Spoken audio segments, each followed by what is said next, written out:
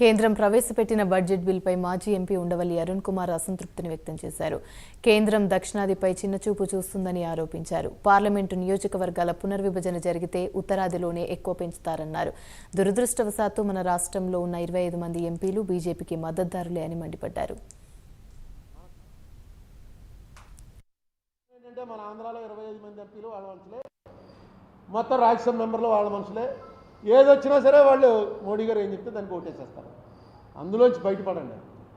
కొన్ని ఇష్యూస్ మీద మనం ఖచ్చితంగా వ్యతిరేకించాలి. ఆ వ్యతిరేకించాల్సిన ఇష్యూస్లో రాజీ పడకండి. మనకు వాళ్ళు ఏమీ ఇవ్వలేదు. రాజీ పడడానికి ఏమైనా ఇచ్చారంటే పోలవరం లేదు. పోలవరంకి వేళ 100, 1000 పెట్టారు. 10 కోట్లు పెట్టారు.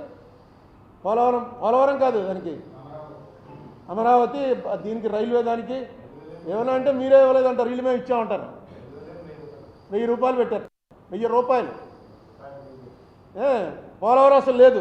అది నేషనల్ ప్రాజెక్టు, ఖచ్చితంగా పెట్టాలి బడ్జెట్లో. అసలు లేనే లేదు.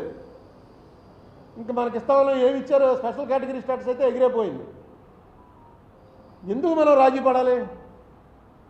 మీ పాతికాతో ఇంకో చోట చూసుకుంటాడు ఆయన. మేము అట్లీస్ట్ ప్రజల కోసమైనా వ్యతిరేకిస్తున్నామని చెప్పండి. మా ప్రజలు ఒప్పుకోరా బాబు, నాకు నీకు ఎంత సన్నిహితం ఉన్నా మా జనం కోసం నేను ఒప్పుకోలేను నీకు దీనికి.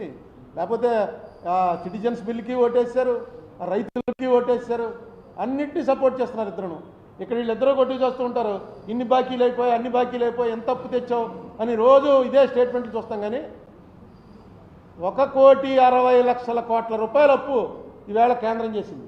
1,60,00,000 కోట్లు అంటే వాళ్ళకి అధికారం అప్పగించిన నాటికి ఈవేళకి 1,00,000 కాదు, 1,00,00,000 కోట్లు చెప్పలేకపోతున్నాం కూడా. ఇంత ఉంటుందని 1,00,00,000 కోట్లు అప్పు చేశారు. మన